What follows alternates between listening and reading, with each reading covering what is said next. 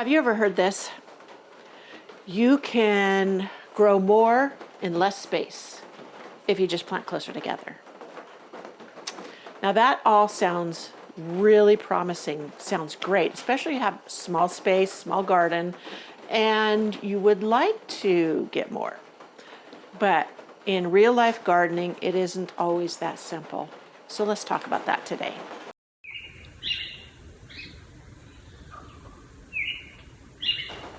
So let's go ahead and gently walk through this, and I will share what my experience has been. Now, this thought gained popularity from a book, a man called Mel Bartholomew, and it's called Square Foot Gardening. But like a lot of things in gardening, it's a little bit misunderstood, especially once it lands in your real garden. So I have my notes here.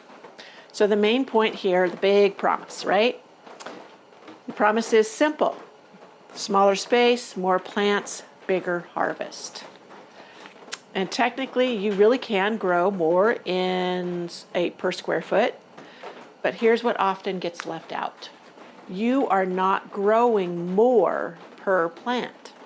So when plants are planted closer together like this, they're competing for sunlight, they're competing for water, and they're competing for nutrients. So, and what I've seen in my own garden, you do end up with more plants, but many times, most of the time, they're less productive and they're smaller. And you know what, this next part's really what surprised me. On seed packets, the spacing recommendations are not just something somebody made up. They are based on things. They're based on how wide they get, how much their roots spread, and how much air needs to move between them. That's an important part. So what about that airflow part? You know, this really does matter more than people realize, especially if you live in a humid environment. You know what? Because when plants are crowded, you can run into things like powdery mildew, blight, and other fungus issues, especially, like I said, in those humid environments. But you can even encourage that if you live in arid areas and plant too close together. So my main point number 3, why it does work for some people. So let's be fair here. Square foot gardening does work in certain situations for some people. So goes through a few of them. It works when you're growing smaller crops like lettuce and radishes, which you can thin out and eat as they're growing. Therefore, then you start giving them space. Your soil's very rich and well managed. That's why a lot of times these square foot gardening techniques are done in raised beds, because you control the soil better. And you're keeping a close eye on things. And this is one big benefit. It eliminates wasted space. So you don't have wide rows or any empty gaps, but we'll talk more about that later. And then it makes it feel like everything's productive. So let's go into what people don't talk about. Here's what people don't tell you. Dense planting often means more frequent watering, faster nutrient deficiency, meaning you need to fertilize more maintenance overall, so it's not low maintenance.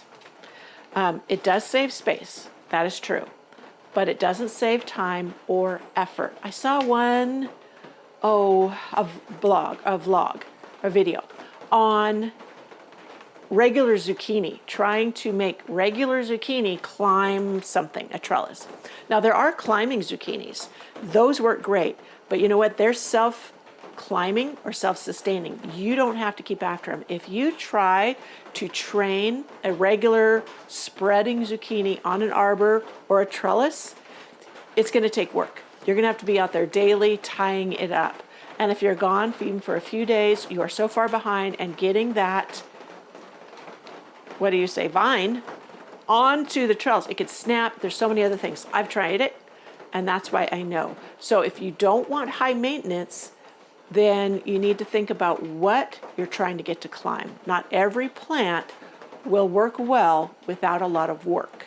So yes, you can grow squash, zucchini vertically, but it needs to be the ones that are made too. And I will put up a couple of seeds or packets of seeds, pictures, so that you can see which ones do. And I've shared about the trombosino or trombino. They keep changing the names, but it is a wonderful squash. It can be eaten as a zucchini, delicious, but also you can grow it as a winter squash. You let it mature on the vine, get hardened skin, and you can store it. I didn't know that. I just learned that. I've been growing it for 15 years, and I just now learned that. You learn something new every day. So here is, after a few seasons, if you've tried it, this is where many of us land. And I like to call it the balanced approach.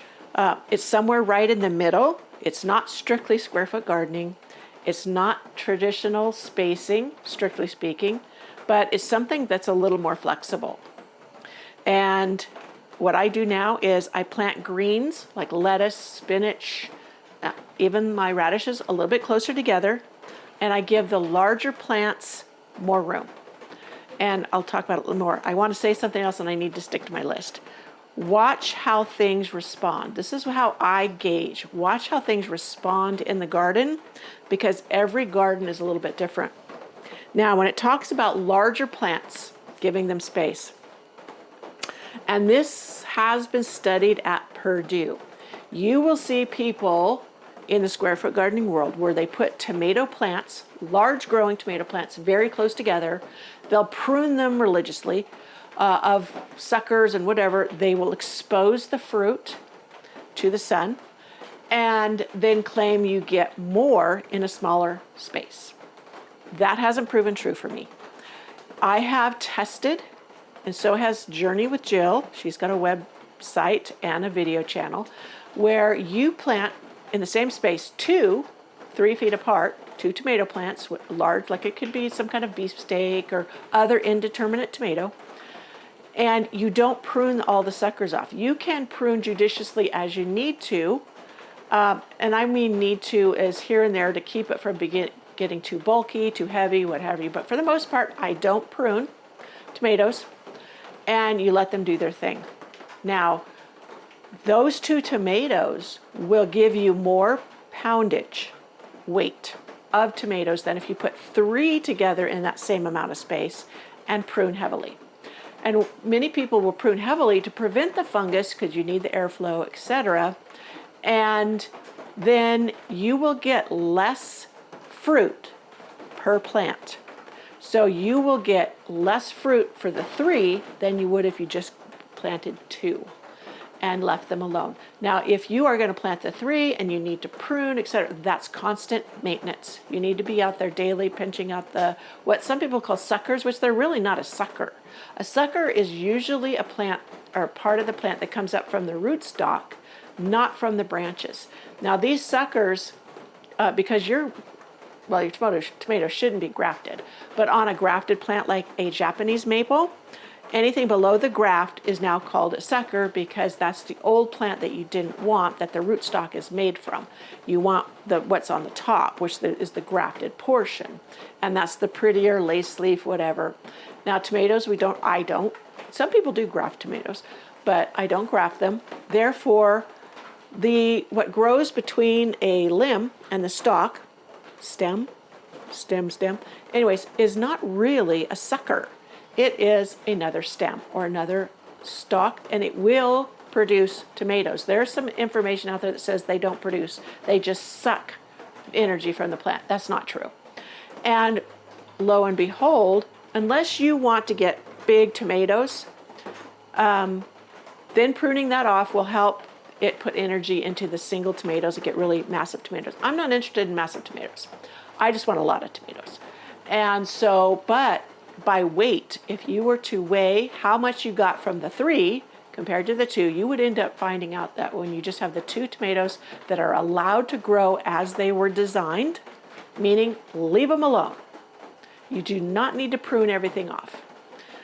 And I'll get to another thing that why you don't want to prune them off either.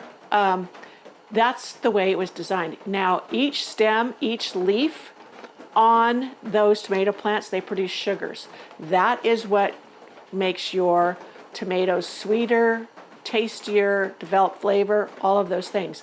The leaves are not robbing the plant. I've seen so much information out there, and it's not scientifically based at all. Now, if you live in a very humid environment, yes, a lot of times people will thin out the leaves a little bit to get more airflow, but be careful. When you expose the fruit and it gets direct hot sun, it will scald and it will cause a problem.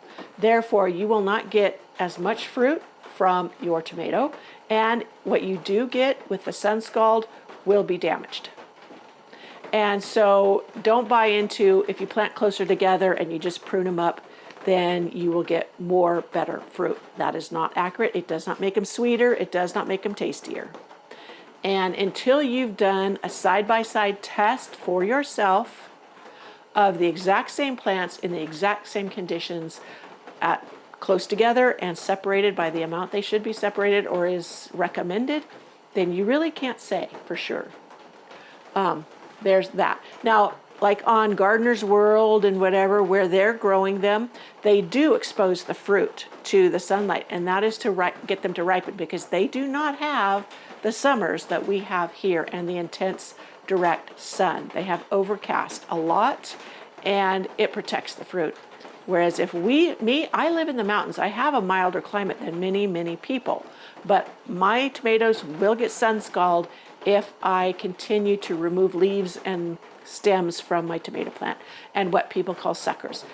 You don't need to put yourself to that work to have delicious and abundant tomatoes.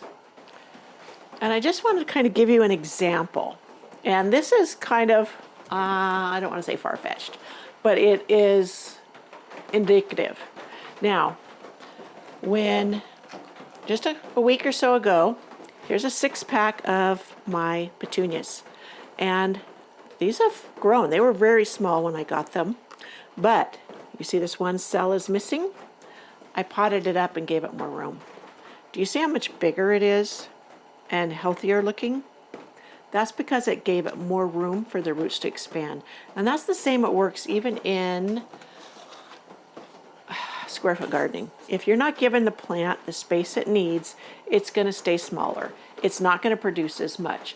Therefore, you need more of them.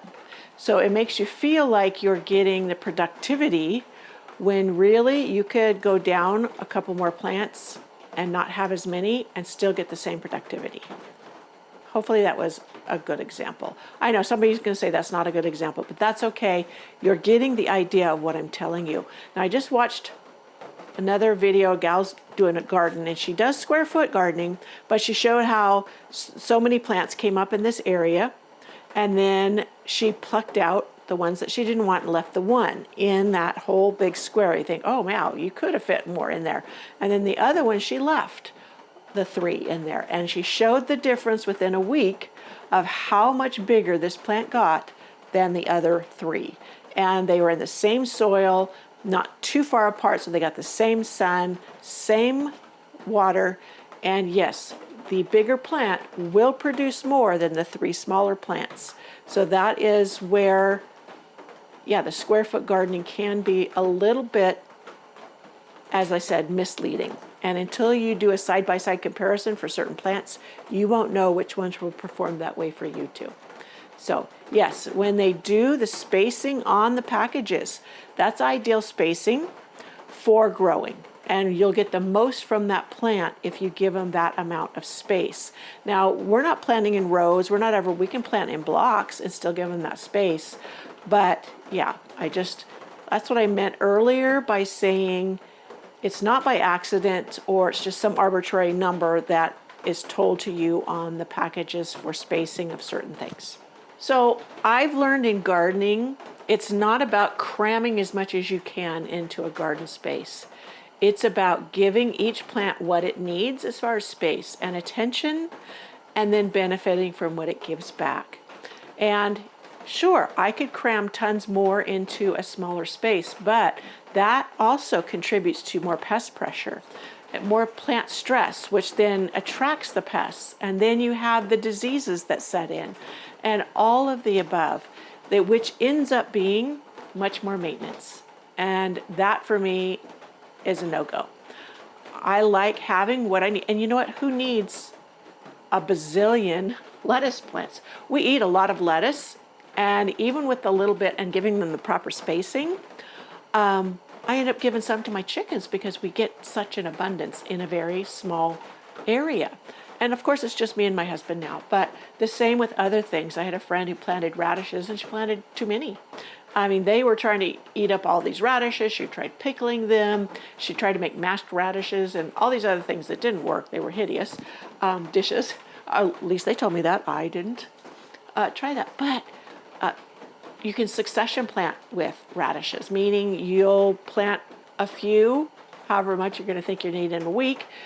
And then when you harvest, or before you even harvest, you can start seeding the next succession for the next ones to come into play, etc. And you keep on going. The same with lettuce. I grow lettuce through the summer.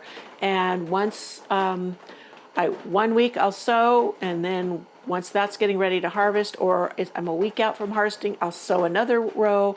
All of that, and you can keep on working it through, and you don't have to cram too much in one little space to get an abundance. You can also, I have used lettuce as an edging plant in the garden. It's really pretty, and I would harvest every other one, and it just made a beautiful boundary, but it was in my flower garden. So yeah, there's so many innovative ways.